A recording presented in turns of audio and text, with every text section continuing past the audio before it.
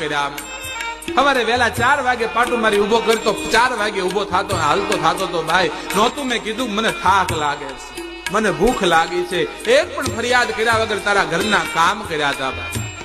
ધીમે ધીમે ધીમે ગડપણ આવવા લાગ્યું. તે દિવસે તારા ઘરે ટ્રેક્ટર આવ્યું ને તેથી મને એમ હતું કે હવે મારા દિવસો ભરાઈ ગયા, પણ ભાઈ મને વિશ્વાસ હતો, ભરોસો હતો, તું મારો બાપ હતો, બાપ દીકરાને થોડો કાઢે.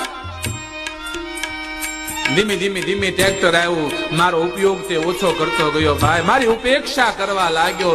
મને થયું કે હશે મારા નસીબ, પણ ભલે જે મળે કોળી મુઠ્ઠી ખાય, તારા ઘરમાં પ્રાણ છોડવા હતા મારે. ધીમે ધીમે સમય વીતવા લાગ્યો અને એક દિવસ ભાઈ સાંજે વાળું કરતા કરતા તારી પત્નીએ કીધું તું કે હવે આ બળજાને ક્યાંક મેક્યા હોય તો હારું ખિલ્લો ખાલી થાય. તેથી ભાઈ સાચું કહું ને આખી રાત મને ઊંઘ નહોતી આવી કે શું મારા દિવસો પૂરા થઈ ગયા હવે, પણ મને